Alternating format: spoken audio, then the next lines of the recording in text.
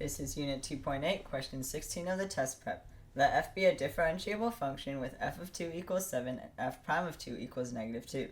Let g be a differentiable function, or a function defined by g of x equals x squared times f of x. Which of the following is an equation of the line tangent to g of x at x equals 2? Alright, so this is another tangent line question, so we need to know our formula. Y minus y1 equals m x minus x1. We already have our x1, which is x equals 2, and to find our m value, we're going to plug into the derivative of g of x. So first, usually we would find the derivative of g of x, but in this case we're just going to find the derivative of g of x and g of x is equal to 2. So to find the derivative of g of x, we would do the product rule. So if g of x equals x squared times f of x, we're going to first derive the x squared, so 2x, keep the original function the same, f of x, and then we're going to add, now we're going to keep the x squared the same and derive the f of x, so we get f prime of x. So now, to find g prime of 2, we're going to plug in 2 for all the x's, so we get 4 times f of 2 is 7, so 4 times 7, plus 2 squared, which is 4, times f prime of 2, which is negative 2. So 4 times 7 is 28, 4 times negative 2 is negative 8, so that is equal to 20. So our m value is equal to 20. Now to find our y1, we're just going to plug 2 into our original g of x function. So g of 2 equals 2 squared times f of 2. 2 squared is 4, f of 2 is 7, so 4 times 7 equals 28. So that is our y1 value. So now for our final equation, we have y minus our y1, which is 28, equals our m value, which is 20, x minus 2 as our final answer.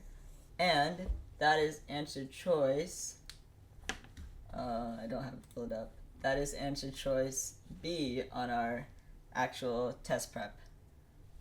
This is Unit 2.8, question 17 of the test prep. The figure to the right shows the graph of f prime of x. The derivative of f.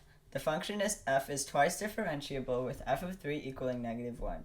Let g be the function defined by g of x equals 4x times f of x. Find an equation for the tangent line at x equals 3. So we got another tangent line question. We already know our x1 value is 3. We need to find our y1 value and our m value. To find our m value first, we're going to derive g of x.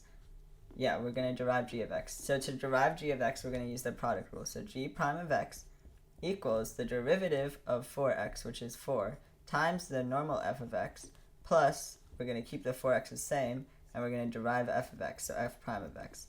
So now we need to find g prime of x when x is equal to 3. So g prime of 3 equals 4 times, we plug 3 into x, we know f of 3 is negative 1, so we have negative 4, plus 4 times 3, which is 12, I'm just going to write in 12, and plug in 3 into our x, we get 12, and f prime of 3 is, according to our graph, 2, so 12 times 2. And that at 12 times 2 is 24, 24 minus 4 is 20, so our m value is equal to 20. Now to find our y value, we're just going to plug in 3 into our original equation. So we get 4 times 3 times f of 3. So 4 times 3 is 12. Our f of 3 is negative 1. So our y1 is equal to negative 12. So now we have all our components for our equation. So let's go ahead and write it. We have y plus 12 equals 20, our m value, times x minus 3 as our final answer. There we go. This is Unit 2.8, question 18 from the test prep. The graph of f and g are shown to the right. If h of x equals 4 times f of x times g of x, then what is h prime of 1?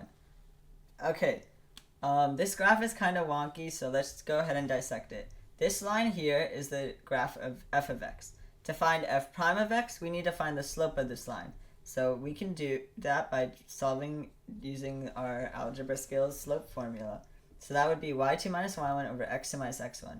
y2 is 5, y1 is 6, so 5 minus 6. over x2 is 2, x1 is 0, so over 2.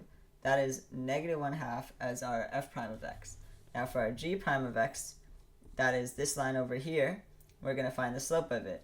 So we have y2, which is negative 1, minus y1, which is 3, so negative 1 plus 3, over x1 minus x2 minus x1, which is just 1.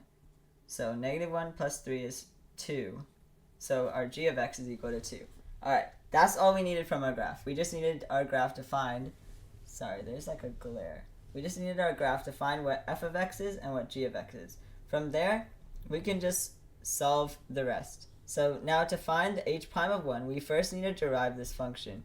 So the derivative is, we can keep the 4 out since it's a constant multiple, and we can use the product rule of f of x and g of x. So first I'm going to derive f of x, so we get f prime of x, and I'm going to multiply it by the normal g of x. Then I'm going to keep f of x normal, and I'm going to multiply it by g prime of x. Alright, that's good. Okay, so now we plug 1 into all the x's. So we get 4 times f prime of 1 times g of 1 plus f of 1 times g prime of 1. Alright, so I'm going to keep the 4. F prime of 1, well, we know f of x is negative 1/2, so f prime of 1 is also negative 1/2. So we have negative 1/2 times g of 1. Well, g of 1 is, as we can see right here, is negative 1. So we get negative 1. And then we add, I'm going to keep the brackets. We add f of 1, which is, f of 1 is, I didn't show it, but it's right here, 5.5. So 5.5. And then we have g prime of 1. We know g prime of x is 2. So 2. Alright. So now to evaluate this, negative 1/2 times negative 1 is just 1/2. So 4 times 1/2 plus 5.5 times 2 is 11. So we get, I'm going to distribute the 4 to all of these. We get 2 plus 44, which equals 46 as our final answer. Remember, if you have any questions, you can ask me. Alright, I'm on Paint for this last one. This is Unit 2.8, question 19 of the test prep. I'm on Paint for this one because this is more of a conceptual question and I didn't really want to draw these graphs. But basically, given h of x equals f prime of f of x times g of x, which of the following statements is true of h prime of x, of h prime of 3? Well, first, let's derive h of x. So we get h prime of x is equal to f prime of x. I'm going to derive the first function, and I'm going to multiply it by g of x, the normal g of x, plus the derivative of g, or I'm going to keep the first function the same, f of x. I'm going to multiply it by the derivative of g prime of x. Alright, so now, if we plug in 3 into all these values, we get f prime of 3, or, okay, I'm just going to write it, h prime of 3 equals f prime of 3 times g of 3, and we can see g of 3 is negative 1, so times negative 1, plus f of 3, we can see f of 3 is 0, times g prime of 3. Now it doesn't matter what g prime of 3 is, this doesn't matter, because 0 times anything is also 0. So we get h prime of 3 is equal to f prime of 3 times negative 1, or h prime of 3 is equal to negative f prime of 3. So what does this mean? What can we get from this? Well, f prime of 3 is decreasing, which means f prime of 3 is going to be a negative number, and we have negative f prime of 3, which means f prime of 3 is gonna, which means h prime of 3 will be a positive number. So answer choice C. If that didn't make sense, let me rephrase that, because that was a lot. The derivative of a function shows the slope at the function. If the function is decreasing, you're going to have a negative slope, which means f prime of 3 is going to be negative.